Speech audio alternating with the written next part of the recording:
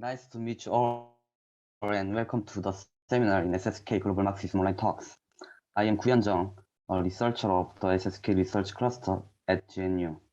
I'm pleased to invite Professor Georgios Kallis in the Autonomous University of Barcelona. Thank you for your participation to our program. Let me introduce Professor Kallis briefly. Professor Kallis is an ecological economist, political ecologist working on environmental justice and limits to growth. He has a bachelor's degree in chemistry, a master's in environmental engineering, a PhD in environmental policy, and a second master's in economics. He is an ICREA professor since 2010.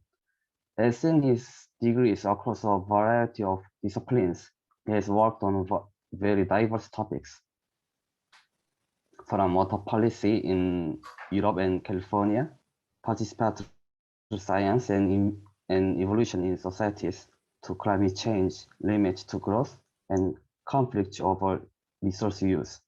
These topics are connected by a quest to understand why and how societies misuse their environment, and why behavioral, institutional, and technological changes that could make a difference are not taken up.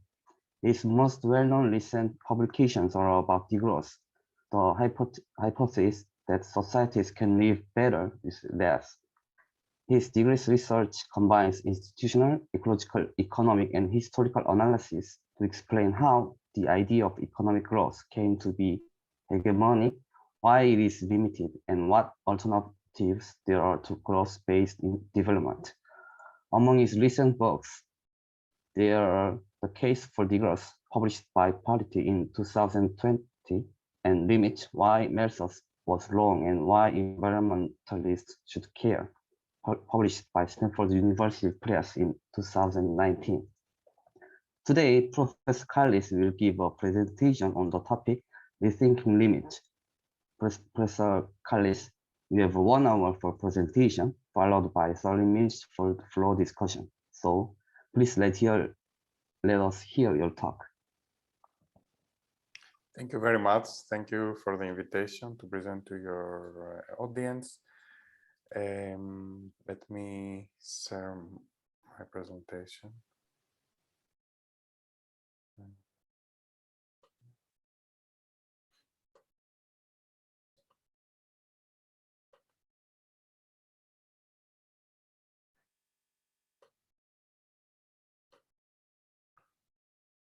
So,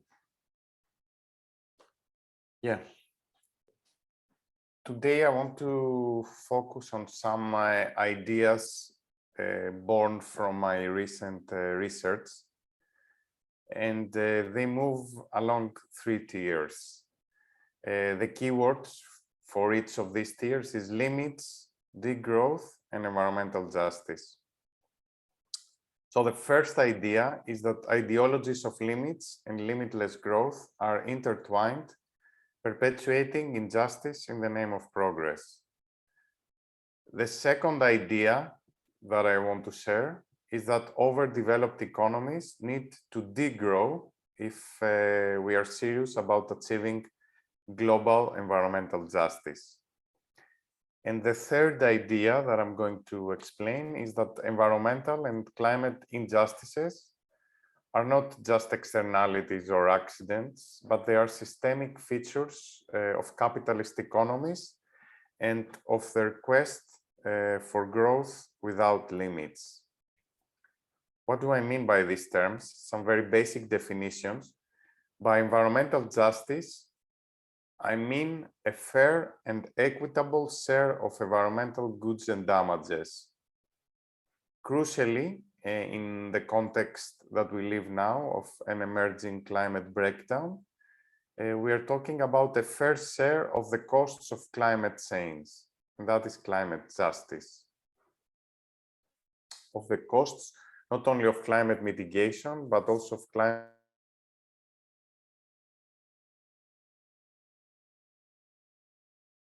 going to bring. By overdeveloped economies, I mean those economies that have used more than their fair share of the planet, of the resources, and of the ecological systems of the planet.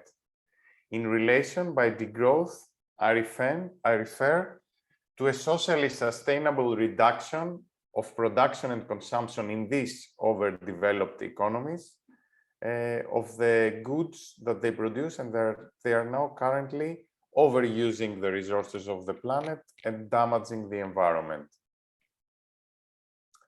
I will illustrate my ideas and the three theses that I talked about with empirical examples from my research on agrarian change and urbanization, water and land conflicts, and food production and climate adaptation.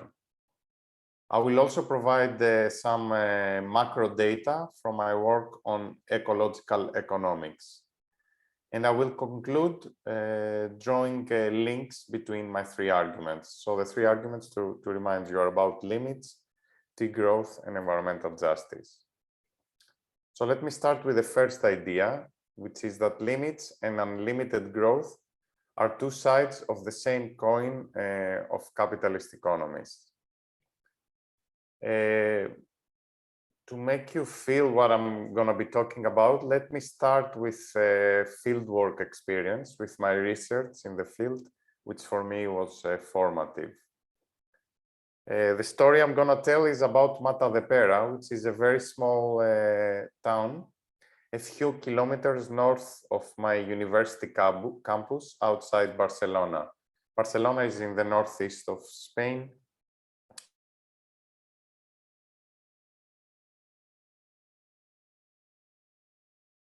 Town just outside of Barcelona. Think of it as a suburb or a small rural.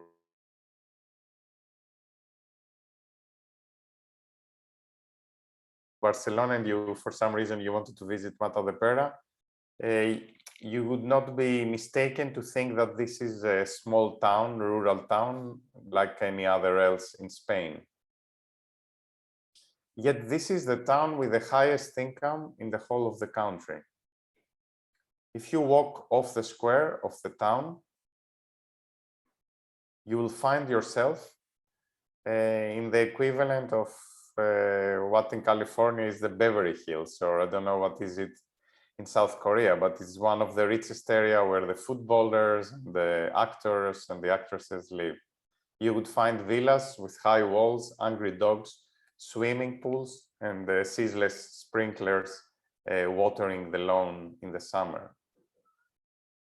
I visited this place back in 2010 when I had just arrived in Barcelona with a team of conservation scientists and historians with whom we wanted to study water conflict and land use during Spain's civil war and Franco dictatorship. To give you a little bit of the historical context, the civil war in Spain was in 1934-38, was just 34-36, was just before the Second World War started, and for many people was the warning of the Second World War, since the Nazis and the Italians supported the fascist movement there, Franco, who won in the civil war and massacred to a large extent his opponents, which were then the elected government, which was left-wing, in coalition with other left-wing movements. Franco did a dictatorship in Spain that lasted until 1979, so it was 40 years of this dictatorship. Our project, our research project, was a little bit to understand, because there are many histories written about the civil war conflict, but we wanted to understand how this conflict in Spain played out over resource and environmental conflict also. So we were studying water and land use in this suburb now that used to be a small town back in the era. And we researched the city archives and we collected oral histories from older people who were children or who had memories of what happened in this period through their parents.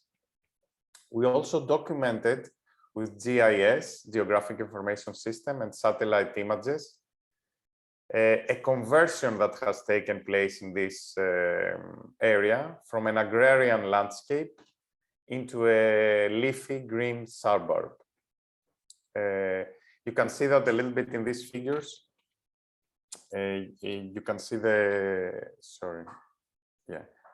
this picture shows it better. So that's how the place used to be in 1940, and that's how it is in 2007. So you will see that in 1940, it had less forest, and that was because it was an agricultural area and a village, a town. And then if you see the picture in 2007, you will see how it's the white blocks you see is these villas and the big houses, the rich houses that you see the suburb. And in the meantime, there has also been a growth of forests since the agricultural land was abandoned. So our question is, how did this happen? What was the role of water that interested us at the time?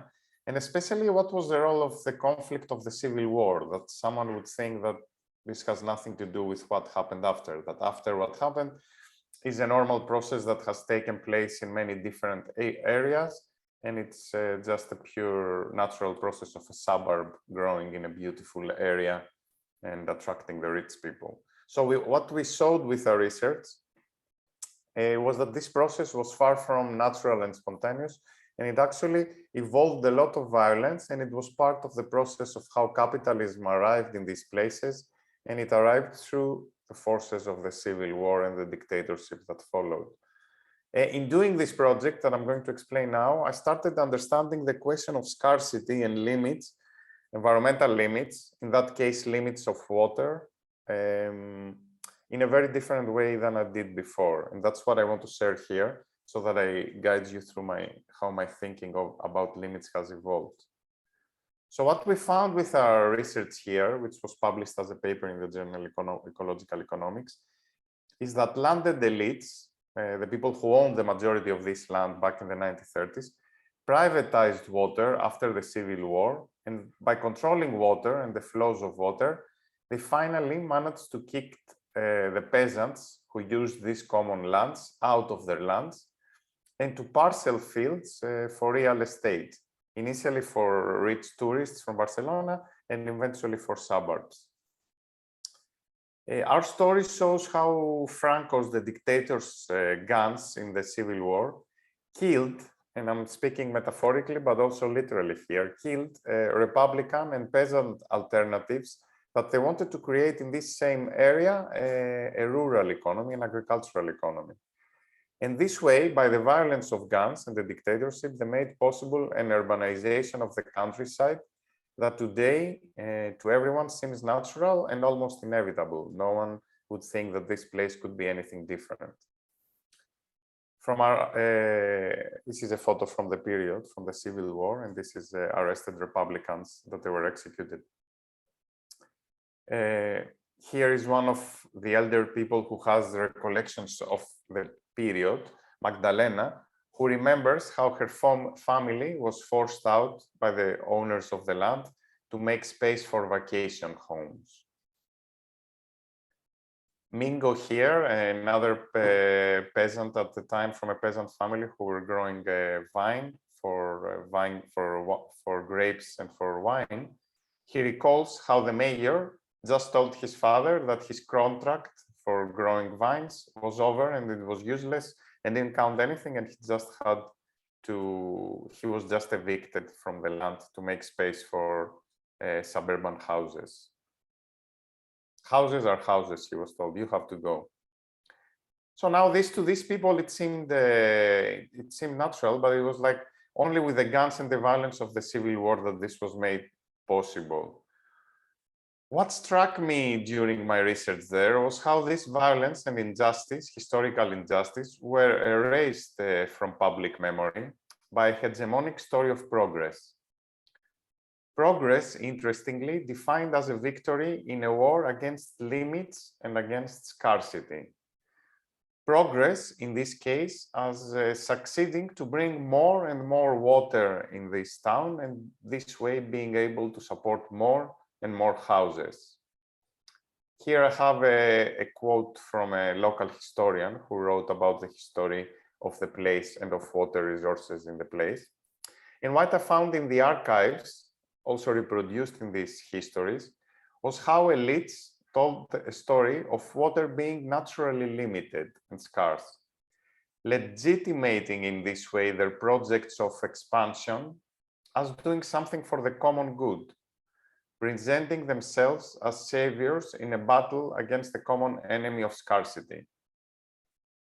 So the dominant narrative there is the place was scarce, it didn't have enough water, and thank God there were these visionary elites who managed to mobilize resources and bring water here and make this place today a green, leafy, lush suburb. Yet if you look, Matadepera, this town, has some 675 millimeters of rain per year, which is not an arid place. So it's a place that does have water. So in my history and in my recollection of the history, I found that water was scarce only if you accepted that the fate of this place was to have real estate development. But this development was not natural or necessary. It was a political and economic project, which reversely, it was only made possible by the power of elites to control the flows of water and bring water there and make this into a real estate development area. So my conclusion was that elites told and sold, if you want, to the people a story of natural limits, while in practice they were just justifying their plans of unlimited urban growth and hiding all the violence that was behind it to suppress any alternative, and more specifically, alternatives of peasant or rural economies.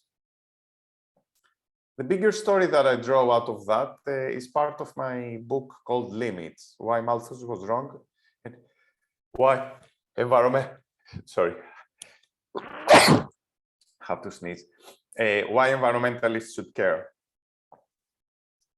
So let me show you how what I realized from this case study. I wrote a bigger story out of this, revisiting also our understanding of classical political economy and, for example, the contribution of people like Malthus in it. Since the 1970s, environmental debates are trapped in a supposed binary. On the one hand, it's supposed Malthusians who defend limits against so-called optimist economists or eco-modernists who defend growth or green growth, the possibility to have growth forever without any limits.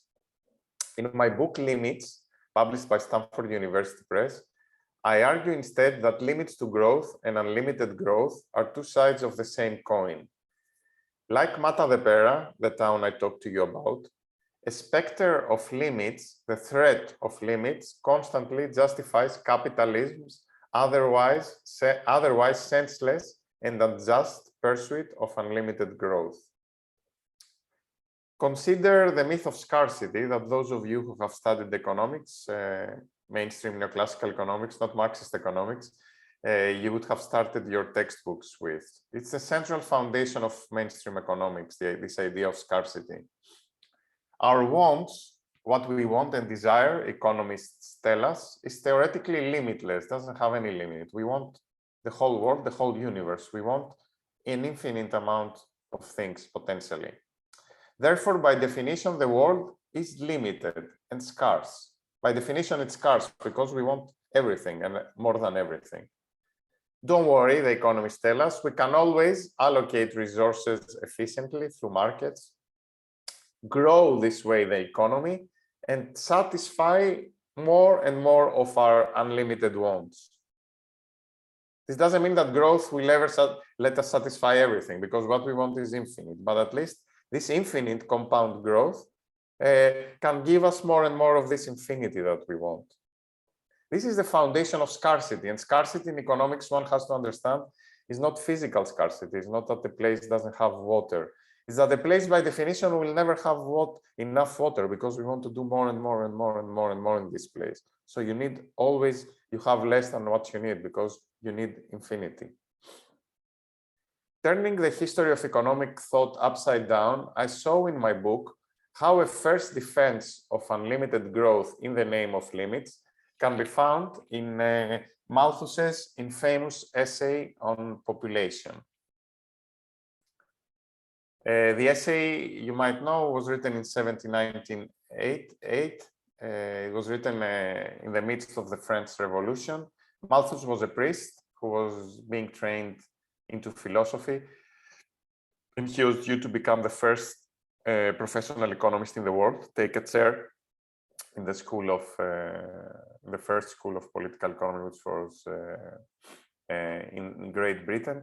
At the time, he was someone unknown, and he wrote this essay after a debate he had with his father, where his father was defending the French Revolution, and Malthus wanted to prove his father wrong and show how any revolutionary ideas for an egalitarian, classless society are bound to end up in disaster and worse outcomes than the capitalist society of his time. Now, Malthus today is not remembered for that. He is remembered as supposedly a prophet of limits and overpopulation. And many people will say that he was an early inspiration for environmentalists. And many times, if I defend limits and I say, you know, we have to limit growth, or there are limits to how much we should be done in this planet, I will hear the thing that I'm a Malthusian, no? And like Malthus back in his time, I'm wrong today. Now, if you read the Malthus essay without these lenses of what Malthus supposedly said and that he was in favor of limits and worried about overpopulation, you will be surprised that you find many elements that do not confirm this story, and that's what I explain in my book. In my book, I try to show actually that Malthus was much more of a free capitalist economist than it's considered. And by understanding that, we understand much better the relation between what I said, the one particular specter of limits and the constant pursuit of limitless growth. So if you read the essay, you'll see that Malthus did not think that there are any limits to food, whose production, he wrote, may increase forever. There are no limits to commodities either, he wrote. We can create them to as great quantities as we want. And a happy nation is one whose population grows as close as possible to a geometric rate. Economic models today assumes that humans have unlimited wants, that we maximize consumption or utility in the discipline's jargon. Likewise, Malthus, the first professor of economics, assumed that our nature is to have children without limits, even as people around him and for centuries before planned their families and didn't have like as many children as they could, no? Assuming then that geometric population growth is natural and God-given, Malthus constructed the fantasy world of eternal scarcity. One world where, as he wrote, there is not enough for everyone to have a decent share. And this was the main thrust of his argument against socialism and against egalitarianism. He said, even if you wanted, there is not enough for everyone to have a share, and there must be someone who is poor always. The poor in this fantasy world that Malthus constructed are those who, by the nature of things, are left without a piece of the pie. Don't help them, he warned. Only the fear of hunger pushes the poor to work hard and to grow the economy for everyone. Increase the produce of the country, he wrote. Any other way of helping the poor will be cruel and tyrannical. And in Malthus, we see here the kernel of the main argument of economists till our day. No? First of all, don't redistribute because this will kill the incentive for growth. And then we don't have enough yet to redistribute and make everyone live without poverty. We just need to grow the economy. And in order to grow the economy, we shouldn't redistribute. It's like a tautological cyclical argument, which is built always around an idea of scarcity, that we don't have enough. It's not like, okay, we have enough, no? South Korea, the US, these are big economies. They have enough for everyone to live very good lives. Why do they need to grow more? Why do they need to still have poor people? By turning capitalism social production of scarcity, because the production of poverty at Malthus' time was a production of capitalism and the enclosures of the commons, a very similar process to the one I described in Spain much later. By turning capitalism production of scarcity into the natural state of things, economists ever since Malthus explain away the continuing presence of poverty amidst plenty. There is simply not enough, they tell us, not yet. In my book, I claim that environmentalists, emphasizing the limitedness of Earth, play into this game of the economists. If the world is limited, the natural response is what it has always been under capitalism: escape and conquest, producing more, growth and colonization, geoengineering, if we talk about climate change, or landing in Mars or in the moon in the space fantasies. So limits, in this particular conception of capitalism of limits and scarcity, always galvanizes the impulse for limitless growth, for jumping, for expanding the frontier. In my book, I argue that only when we own our choice of limits and stop attributing limits to a stingy nature or our unsatisfiable selves will we start sharing the commons in common. Indeed, for radical environmentalists from the Romantic movement in the 18th century, who were the harshest critics of Malthus at his time, to the anarcho-feminists of Emma Goldman that I represent here, to the 1970s Greens or the degrowth movement today that I'm going to talk about, limits are not an undesirable external imposition. It's not an external scarcity that is limiting us to do everything that we want to do. Limits are a moral and political project that goes hand in hand with equality and with justice. I call this project a project of collective self-limitation, society structured on an instinct of limit, not unlimited expansion. If our needs, contra Malthus, if our needs, our consumption, our reproduction can be limited, then scarcity is a myth. Everyone can and must have a decent share because there is already enough. And that, I think, is the basis for building egalitarian societies. In my book, I read classical Greece as a civilization that took limits seriously. Ancient Greeks invented money and lived through the disasters of compound debt. They developed in response a moral philosophy of limitedness. Democracy, tragedy, and their ethic of moderation were all institutions of self-limitation. A culture of limits we so badly lack in our era of runaway global warming. A combination of sufficiency and egalitarian sharing is what I understand as degrowth, what I call living simply so that others may simply live. The roots of the tree of these ideas extend to the economies of Gandhi and Kumarappa in India, Andean notions of buen vivir, Eastern or African philosophies, philosophies from Southeast Asia or other parts of the world. So degrowth is like a particular word that we might use in a more scientific Western Occidental context, but the ideas that I'm describing here of living a life within limits, of understanding the wisdom of controlling the desires, I think have much deeper roots, and there is a pluriverse of philosophies and political visions that express that and that they need to be recuperated. But let me for a moment put a little bit my scientist, ecological, economic hat and defend the growth here with the impassioned language of numbers. So let me explain what I mean when I say, and that's the second of the three ideas I'm presenting today, what I mean that the overdeveloped economies of Europe and North America need to degrow. A recent study by Jason Hickel finds that G8 nations are responsible for 85% of global CO2 emissions, in excess of the 350 ppm that we need to have a stable climate. Climatologists Alice Bowes-Larkin and Kevin Anderson calculate that high-income nations must reduce their emissions 10% every year, in line with a fair share of a 2°C Celsius carbon budget. And yet these economies, the same economies, aspire to grow to 3% every year, doubling every 20 years or so, 10 times bigger by the end of the century, straight into an absurd infinity. This is what the graph of global GDP growing at 3% every year looks like. Compare 2018 to 2100, how much bigger the economy has to be.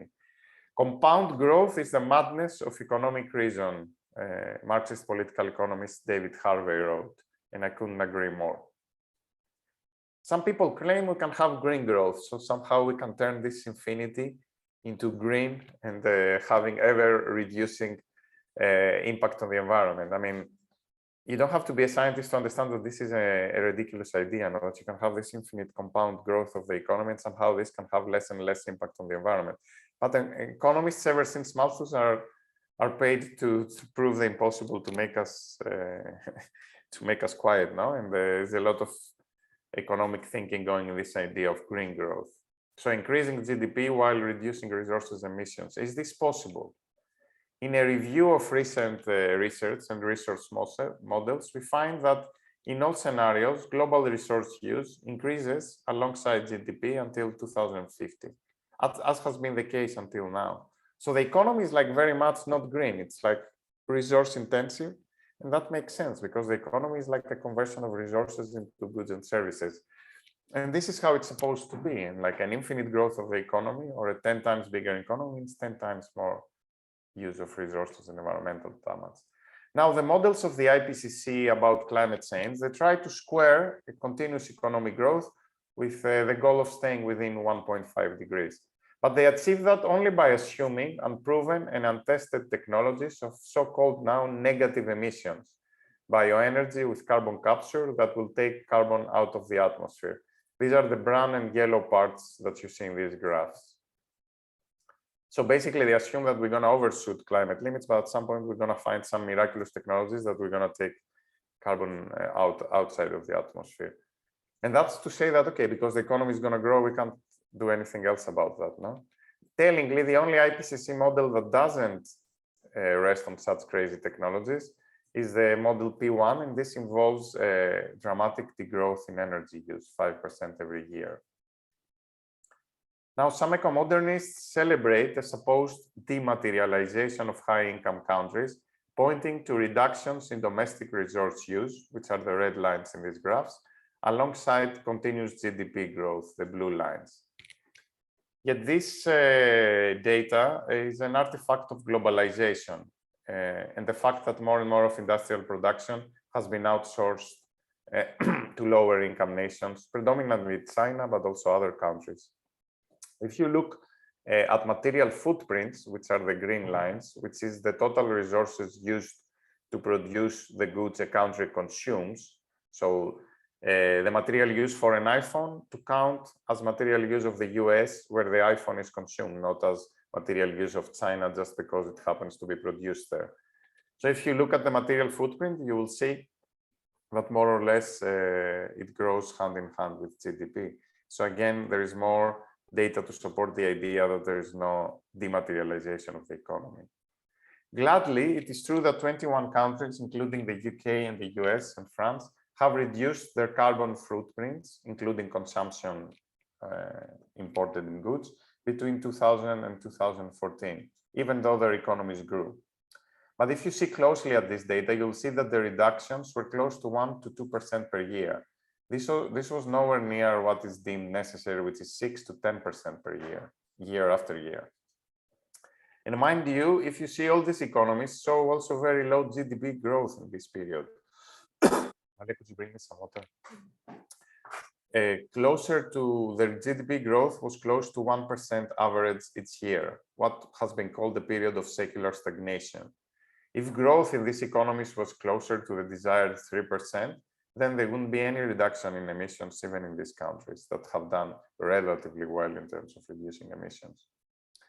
Similarly, in a study we did with my colleagues Georgios Kallis and Dan O'Neill, we find that if the global economy recovers from COVID, from the lockdown period now, the way it did in 2008 after the financial crisis, then we will overshoot the 2-degree pathways of climate change within a decade. The only paths of recovery that we find are staying within 2 degrees Celsius, combine not only fast decarbonization, but also reduced energy use, and crucially, they include zero GDP growth in the global north. Only under these conditions it is becoming possible to stay within climate limits. Now, you might argue zero GDP growth in the global north. Wouldn't this cause unemployment? How would we finance clean energy without growth? Won't inequalities increase? How does the transition beyond growth work in capitalist economies that they're geared to grow or die? No? Others would stop here, would say, oh, this is impossible within capitalist economies. Capitalism is the game in town. So we can't talk about the growth. We have to make green growth happen. Now, if you start from my perspective and what I argue that green growth cannot happen, the other alternative is we have to think these questions, find answers, and find plausible trajectories out of capitalism and out of the growth, the destructive growth dynamic of capitalism economies. That's my research agenda on degrowth. With Nicholas Ashford, for example, from the MIT, we have studied the reduction of working hours and how they can increase employment and leisure while reducing emissions. With Tilman Hartley and Jeroen van den Berg, we assessed redistributive policies. How can we increase equality without growth? And there are many such options, from wealth taxes and maximum income limits to a universal basic income, or making workers owners of the companies they work for, economic democracy. The obstacle, of course, against these policies and against the transition beyond growth is not policies. It's not that we lack the ideas. I mean, the ideas there are out there, they haven't been tried. So we have to try things to see how they work, no? But the main obstacle is politics. So no matter how ecologically necessary the growth might appear, politically, within the current moment and within the way capitalist economies, democracies work, it seems impossible.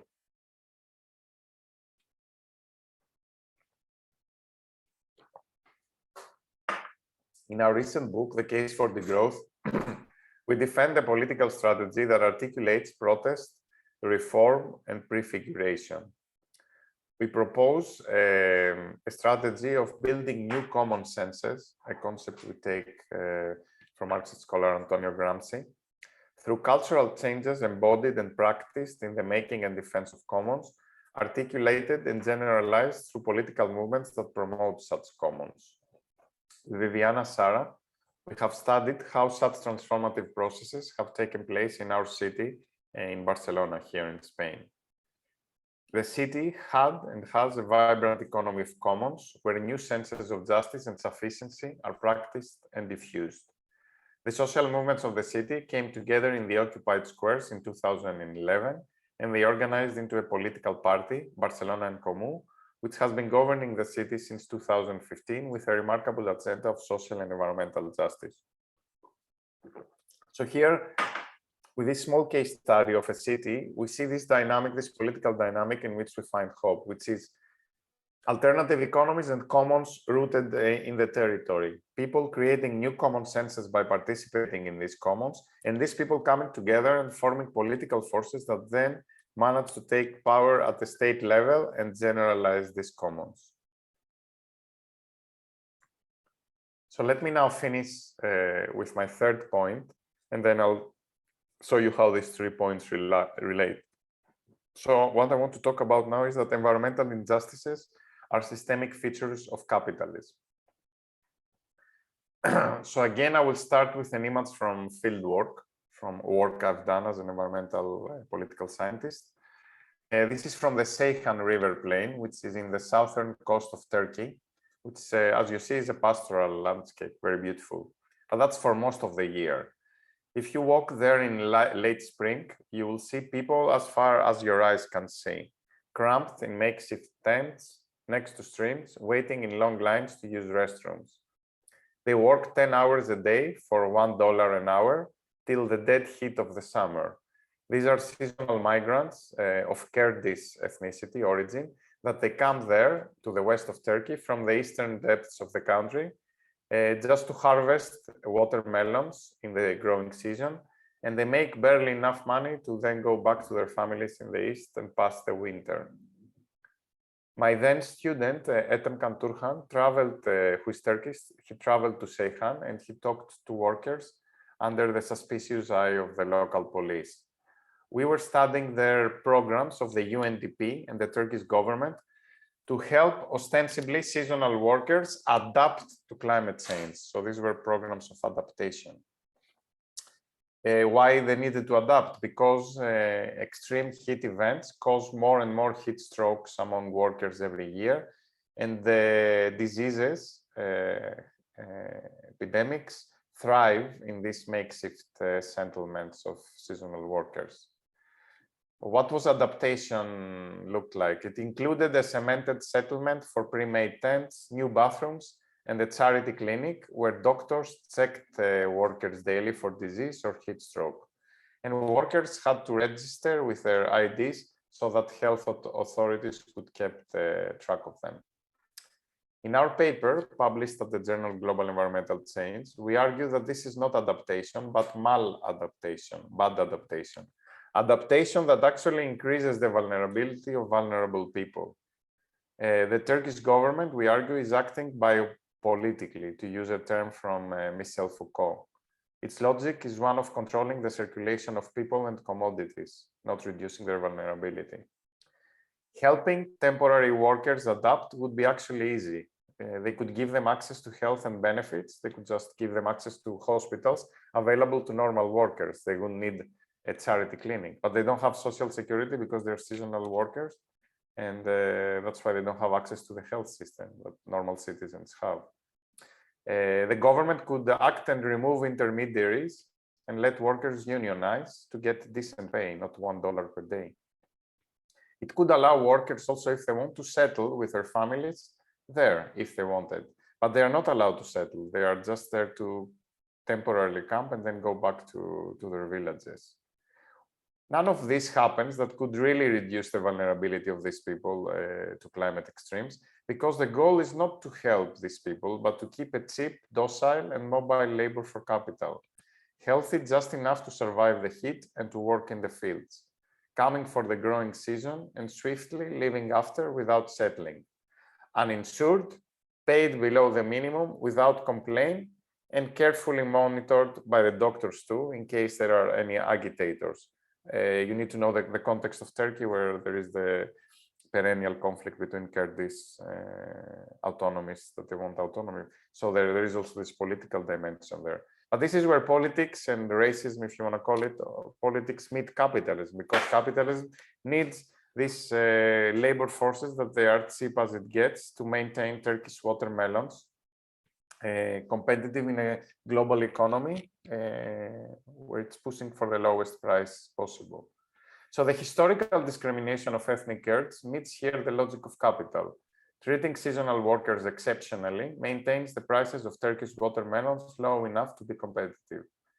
So in a way, we will conclude in the paper, it's capital that it's adapting to climate, it's not people. Somewhat comparable was the situation in another fieldwork I did in a river Evrotas in southern Greece. Greece is facing Turkey, and it's in the southeastern flank of Europe.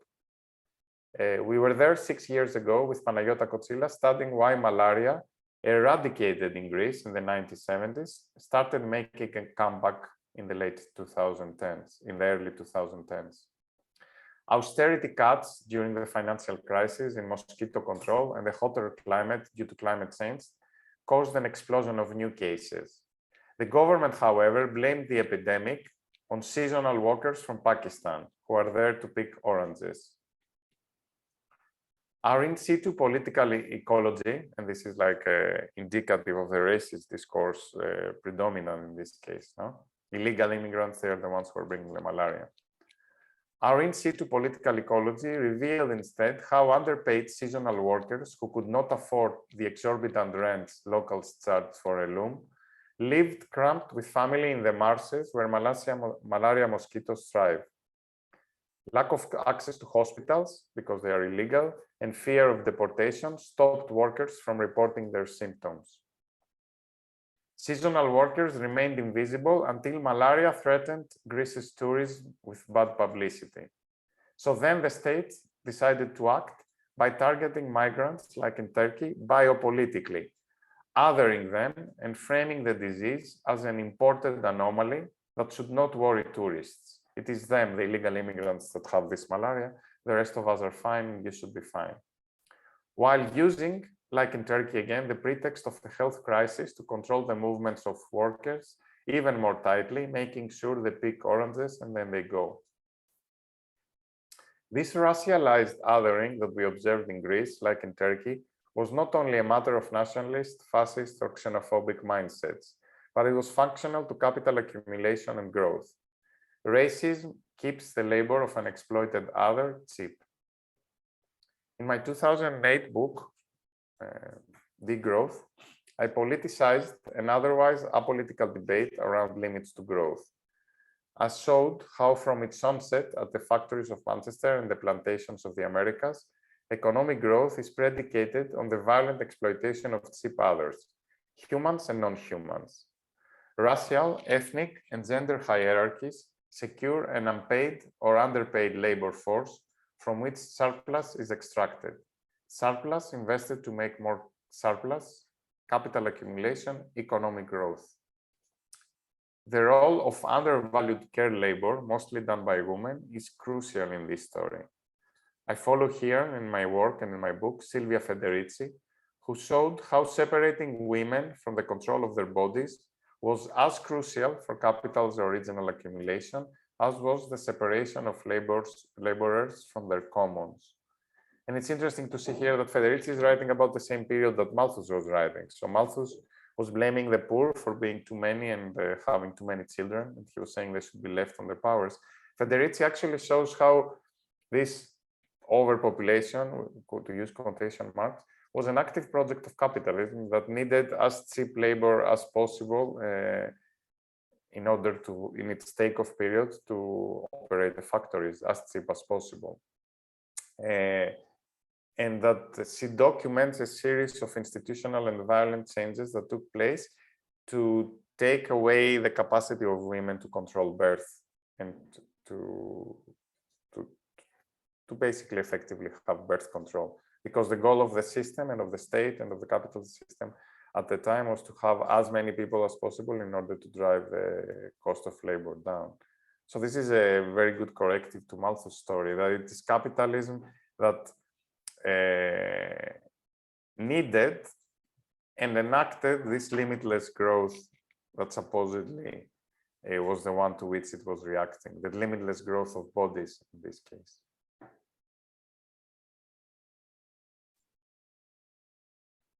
Conclusions. So let me close by weaving the connections between the different parts of my research that I presented here. So limits, degrowth, and environmental justice. Rethinking limits. If we want to understand social and environmental injustices like the ones I presented here, I argued that we have to focus on the systemic force that demands the cheapening of people and the cheapening of their environments. This force has a name, is the capitalism, and it's the cause of the cheapening is the inexorable need of capital to grow without limits, 3% per year all the way to infinity. Growth in these conditions is only possible by shifting costs to racialized others out of you to the future. To this impossible goal of compound growth, more and more is sacrificed. Public health and education systems that we build with so much effort and pain, the very well-being of our planet and of our descendants. To think of escape routes, we need to start by looking at the actual people fighting to limit capital and to limit growth. Those who struggle to block mines and oil pipelines, those who work for food sovereignty and peasant agriculture, those who reclaim the commons in their cities. And to think carefully, and that's an analytical as much as a political job, think carefully how these disparate fights can be connected into a broader social and political movement that finally brings environmental and climate justice, what we might call an environmentalism of the commons. Thank you very much for your attention. I'll be very happy to answer your questions. Thank you.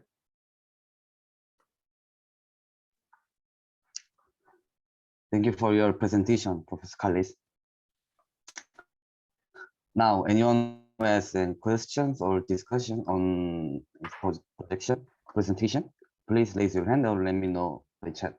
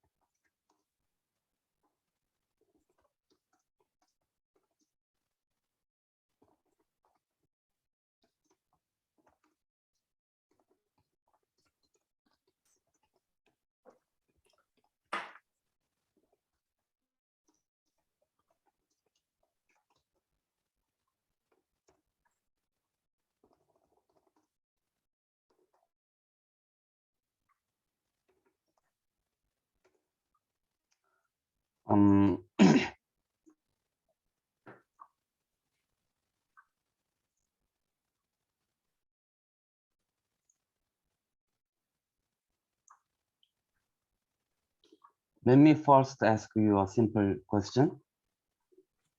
You talked about degrowth, and you said that overdeveloped countries like US or European countries should have degrowth, should go to degrowth. But what about the global south? Global south has to go to the degrowth, or no, the global south, that's what what I is said. their... Yeah, they have to find an alternative model of development that basically satisfies the basic needs of the population without being based on this model of perpetual growth. So yes, the degrowth in the global north is necessary to open space, because if growth continues at 3% in the global north, the south is condemned to a future of climate breakdown and increasingly difficult conditions for satisfying basic human development. So our argument is that social and environmental justice require the growth of the global north. So now, if the global north, we say, needs the growth, it can be that the global south reproduces exactly the same model. The global south has to satisfy basic needs, have autonomous economic development, and the link from the economies of dependency that it has right now with the global north and the export-driven only economies, and direct domestic resources and capacities for human development within the global south. Now, this eventually will have to evolve into a different model than the one that has been reproduced elsewhere. But this doesn't negate the need for industrialization where there isn't industry, the need for public infrastructures where there aren't. These have to be developed. The question is, for having ecological space for this to be developed, the global north has to give something. It's not possible to continue at this exorbitant paces of growth and overconsumption.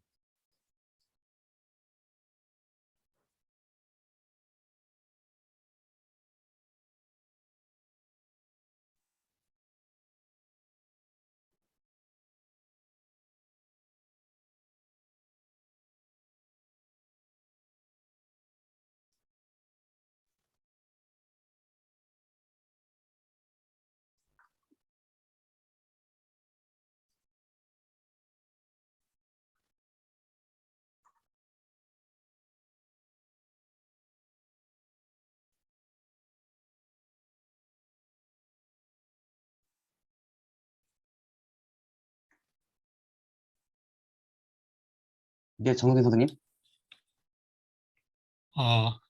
Georgios Kallis. Yeah. Thank you very much for your great talks. Yeah, I learned very much. Especially learning about your enormous works on degrowth and especially your recent field works on Barcelona.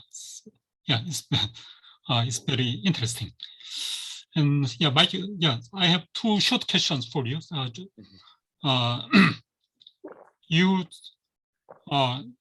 It looks that you understand degrowth in terms of the degrowth of GDP.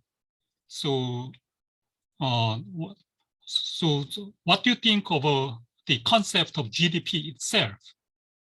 Because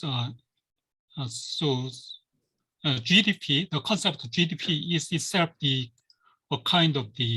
a mainstream, is a bourgeois economics concept. So, but it looks that you oppose degrowth of GDP to the growth of GDP. So, this is my first question, and the second question is also related with that. So, if we receive the bourgeois concept of GDP, GDP is decomposed as GDP per capita and the growth of GDP. As you know, growth of GDP equals the GDP per GDP per capita times the growth of its population. So if you argue for the degrowth of GDP, which factor or which component of GDP you argues for the reduction? Do you mean the reduction of the productivity? I mean the GDP per capita, or the reduction of the population? So according to methods you mentioned about, so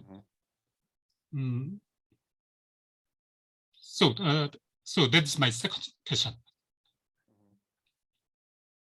Yeah, to the first question, no, the growth doesn't mean a decrease of GDP, but that would be erroneous, no? Because as you said, the GDP is in many ways a misleading indicator. No, we know it counts buds as if you spend money to correct an oil spill, or if you commodify something that previously was a commons or a care work, and then you pay for it. This counts as GDP growth. So in many ways, GDP is not a correct indicator, but it's an indicator of the current capitalist system, and it's actually an indicator that correlates pretty strongly with environmental damage. So it's a very good indicator of environmental damage, or if you want. So it's not a good indicator of welfare, but it's a good indicator of damage. So the critique is to the current growth economy that it's predicated on this on this indicator, and the growth refers not to a decrease of GDP with everything else staying the same, but it is the idea of changing an economy where the damage on the environment reduces dramatically, inequality increases, etc. And it's a very different economy, you know, with different institutions. So it's a process of construction of this different. Now, this is the growth in the sense that it's against growth, it's against this thing. It doesn't mean that it's after negative GDP, but more than likely also the outcome of such an economy would be less production and consumption, monetary consumption and production of the type we see right now. So a reduced GDP would be an impact of such a transition, but it's not that it is about that. It's not that any recession within a capitalist economy we would say, oh nice, that's the growth. Obviously that's not the case. Your second question is good, but I think sometimes this, as you called it bourgeois, and you are right in the sense, because all these ways of thinking about these issues are ideological. So this thinking of GDP, I mean, as a it's not even an equation, right? How do you call it? Tautologic thing, no? You say GDP equals GDP per capita times capita. It's not even an equation, and I think it's problematic to see it this way, because precisely is population and the economy are not independent factors one from the other. No? So first of all, the population responds to changes in the economy. We know that as economies, for example, have got wealthier, whatever this has meant in the current historical process has led also to decline in fertility, etc. So one way that they are not separate. The other way that they are not separate, we know that for capital, for example, it's really important to have increase in population, and you see that now with the return of a discourse. I don't know if in South Korea you have that, but in the US there is a whole populationist, pro-natalist discourse coming back again with saying labor is getting too expensive, we need 1 billion people in the US, you know. So there's this whole discourse of increasing population, basically to reduce the cost of labor. So for capital, managing population when it's higher, when it's lower, depending on different moments and strategies, immigration, all these things are important for the growth of capital that needs cheap labor, and it's not very instructive, I think, sometimes to treat them as two separate equations, each one with their own dynamic, no? And that's what Malthus did, for example, and it was purely ideological. He was saying, oh, poor people, just because they're poor and they have nothing to do, they have many children, which was not the case. The case was, first of all, a lot of state policies that they were forcing people to have children, or at least not to have birth control, so as to lower the cost of labor for the emerging capitalist industries. At the same time, why were there so many people poor and decimated? It was because there were the enclosures, another part of the capitalist process, and people were kicked out of their lands and their commons, where they have established balances of procreation, how many kids they had, how many resources they were using. But the whole thing then was portrayed as like a separate thing, like population is a separate thing. It's how many kids people have, and this remains the ideology right now. So I want a little bit to destabilize this separation of the economy and the population. Now, to the question you asked me, yes, the growth would involve a combination of the two, would involve a slowing down of production and consumption, not measured in GDP terms, but measured in terms of energy and resources. So a slowing down of production and consumption can be this acceleration of 3% per year, and would involve ideally a stabilization of the population with also a smooth decrease. But that, again, I wouldn't separate the two. I would look at an integrated process, like capitalism has been an integrated process, because when we separate, then we fall in the traps. So you are calling for people not to have policies to limit how many children they have, you know. No, I'm not saying that. I'm talking about an integrated cultural economic change that will lead to fewer people. Right now we are heading to 9 to 11 billion. You know, I think an Earth with 6 billion would be pretty good, or 7 billion. Stabilized population, and at the same time a slowing down of production and consumption. Thank you very much for your very kind explanations. Thank you.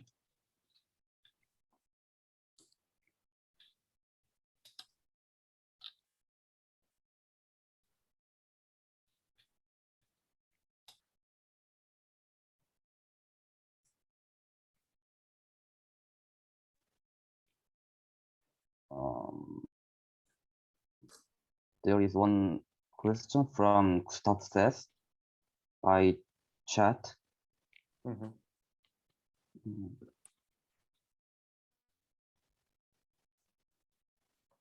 Yeah, the growth in eco-socialism. Actually, we just published the paper with Michelle Levy, Benziak Bulut, Sabrina Fernandez on the monthly review where we call for eco-socialist degrowth. So I don't think there is a big difference with eco-socialism, although I would say that the people who are writing about the growth are more open to different forms beyond socialism. You know, there you might find anarchists or communitarians, etc. So not much to separate there. Not much to separate. Perhaps a little bit more on emphasis and on thinking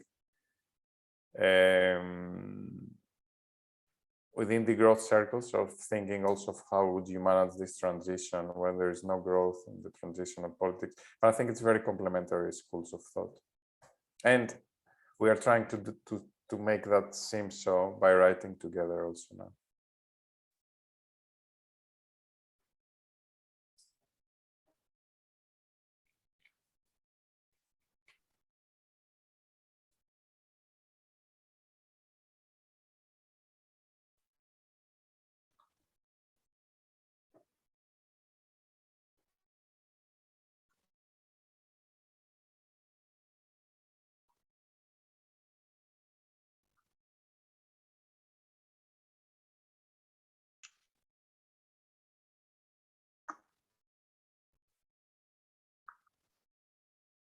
Okay, any more question or discussion?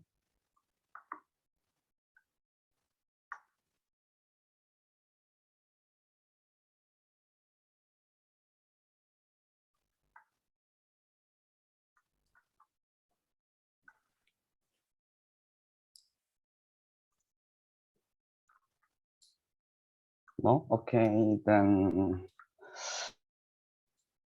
Professor Kallis, do you have final words for today's audience who are interested in degrowth and have been introduced to your research? No, thank you very much for your attention. I mean, I would like to hear more of what you think. Our recent book has been translated to Korean. I just received it a week ago. So yes, I would be interested to have more discussions and knowing how these ideas, whether they make sense and how in South Korea. I mean, South Korea, we hear it a lot as an example of green growth, especially after 2008 was a very prominent discourse that Korea is leading efforts for green growth, etc.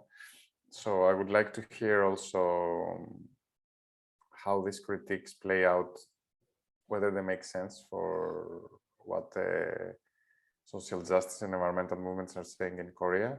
And I understand you're a Marxist theory thinking group, so always also open to hear your thoughts on what is our theory missing. I mean, our theory, as you see, is quite eclectic, so there are elements that you would recognize by having read Marx. Now there is a political economy behind it, but at the same time, there is a lot of influence from green thinking, ecological thinking. So it's quite eclectic. Some Marxists like that, others don't. So I'm also open to hear your thoughts about our narrative and our explanations.